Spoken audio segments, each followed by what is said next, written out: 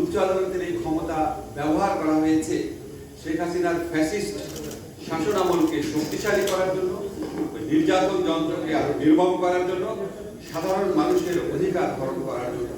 High court জামিন দিয়ে দিয়েছে, তারপর আপিলের ডিভিশন, খাদিজাতুল কুবরার কথা আপনাদের মনে আছে, 17 বছরের মেয়ে, আপিলের ডিভিশন দিনের পর দিন জামিন ঝুলিয়ে রেখে, সেজন্য কমপক্ষে 1 বছর, আরো বেশি দিন ছিল তার না, 17 মাসের মতো, মানে কোন রকম দোষী সাব্যস্ত হওয়া ছাড়াই জেলখানায় রাখা নিশ্চিত করার ভূমিকা রেখেছিল আপিলের ডিভিশন। অপরাধ করেছি কি করে না, একটা আদালত প্রমাণ করবে। কিন্তু আওয়ামী আমলে একটা প্রবণতা চালু হয়েছিল, দোষী সাব্যস্ত হওয়ার আগে, অপরাধের বিচার হওয়ার আগে দিনের পর দিন জামিন নাকচ করে মাসের পর মাস, বছরের পর বছর জেলে রাখা।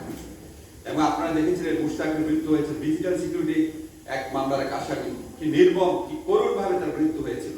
মানে বাংলাদেশের জুডিশিয়ারি হয়ে গিয়েছিল নির্যাতন, নিপীড়ন এবং মানবাধিকার লঙ্ঘনের একটা হাতিয়ারে পরিণত করা হয়েছিল।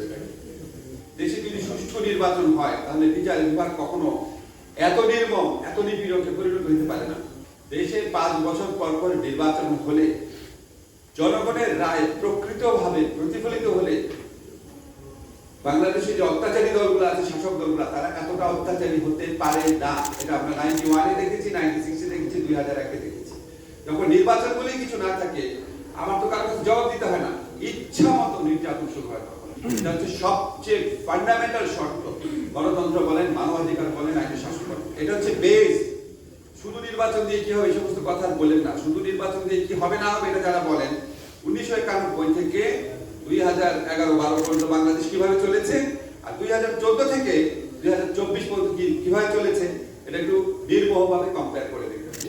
উচ্চ আদালতে বিচারক নিয়োগের জন্য আইন করতে হবে, নিম্ন আদালতের প্রকৃত স্বাধীনতা নিশ্চিত করতে হবে, উচ্চ আদালতের জন্য একটা সেক্রেটারিয়েট গঠন করতে হবে, এটা স্থায়ী প্রসিকিউশন সার্ভিস করতে হবে, আমাদের যে প্রসিডিউরাল লগুলো আছে এখানে লুপহোলসগুলো অ্যাড্রেস করতে হবে যাতে মামলা এত বিলম্বিত না হয়, আমাদের অল্টারনেটিভ ডিসপিউট রেজলিউশন সিস্টেমটাকে আরো এফিশিয়েন্ট করতে হবে। কিন্তু আমরা জানি এটা হচ্ছে উচ্চ আদালতের বিচারক নিয়োগ, এটা হচ্ছে আমি মনে করি বাংলাদেশের সর্বনাশের অন্যতম কারণ। আমরা কেউ লক্ষ্য করি না, আমরা সারাক্ষণ খালি নিম্ন আদালতের স্বাধীনতা, নিম্ন আদালতের স্বাধীনতা বলে চিৎকার করি।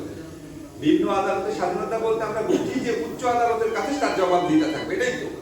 এখন উচ্চ আদালতে যদি হয় সবচেয়ে দুর্নীতিগ্রস্ত, সবচেয়ে মানে পলিটিক্যাল পার্টির প্রতি সবচেয়ে লয়াল, সবচেয়ে দলবাজ, তাহলে নিম্ন আদালত স্বাধীনতা দিয়ে আপনি কি করবেন? ব্রড বেস কনসালটেশন করবো এই শনিবারে, ইনশাআল্লাহ যতটুকু সম্ভব এই আইনটা করবো। রাষ্ট্রপতি স্বাধীনভাবে প্রধান বিচারপতিকে নিয়োগ দেন, প্রধানমন্ত্রীর কথা অনুযায়ী দেন। আজ পর্যন্ত একটা স্টুডেন্টও বলে নাই যে রাষ্ট্রপতি স্বাধীনভাবে দেন। তারা সবাই কোথাও লেখা না, কিন্তু প্রত্যেকে জানে এটা প্রধানমন্ত্রী ইচ্ছাই দেন। আর প্রধানমন্ত্রীও ওনার ইচ্ছা অনুযায়ী যেন দেন, এই জন্য অত্যন্ত অনুগত বৃত্ত শ্রেণীর লোকদেরকে বাংলাদেশে রাষ্ট্রপতি বানায়। এটা হচ্ছে উচ্চ আদালতের বিচারক নিয়োগ, এটা হচ্ছে আমি মনে করি বাংলাদেশের সর্বনাশের অন্যতম কারণ। আর প্রধানমন্ত্রীও ওনার ইচ্ছা অনুযায়ী যেন দেন, এই জন্য অত্যন্ত অনুগত বৃত্ত শ্রেণীর লোকদেরকে বাংলাদেশে রাষ্ট্রপতি বানায়। অপরাধ করেছি কি করে না, একটা আদালত প্রমাণ করবে।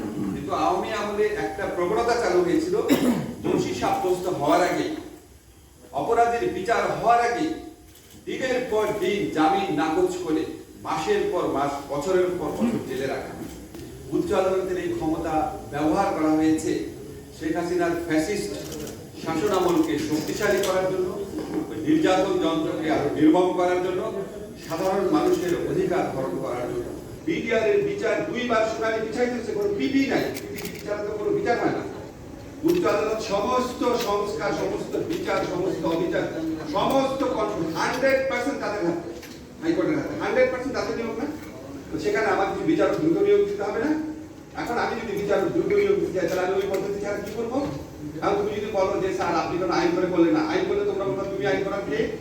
বিচার বিভাগের সংস্কার কমিশন আছে, রাজনৈতিক দল আছে, কারোর সাথে আলাপ না করে তুমি আইন করার কে? আইন করতে হলে আমার লাগবে অন্তত 2 মাস কনসালটেশনে, সবার মতামত দিতে। ওই প্রক্রিয়াতে নিয়োগ দিতে লাগবে 3 মাস। 3 মাস আমি ওই বিচারকদের দিতে রাখবো, এটা তখন তোমরা আমাকে কি বলতা?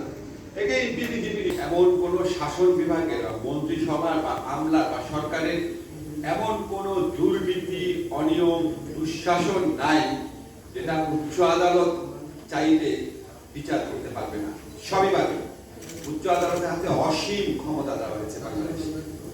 ফান্ডামেন্টাল রাইটস প্রয়োগ তো বটে, আর্টিকেল 102 এর আন্ডারে নন ফান্ডামেন্টাল রাইটস ইস্যুতেও তাদের অনেক প্রতিকার দেওয়ার স্কোপ আছে। আপিলের ডিভিশনকে কমপ্লিট জাস্টিসের নামে বহু কিছু করার সুযোগ দেওয়া হয়েছে, কিন্তু আমরা আশ্চর্যের সাথে এবং বেদনার সাথে দেখেছি বিদেশ থেকে প্রিয়জনকে উপহার পাঠান প্রবাসী শপের মাধ্যমে। যোগাযোগ করুন স্ক্রিনে দেওয়া নম্বরে।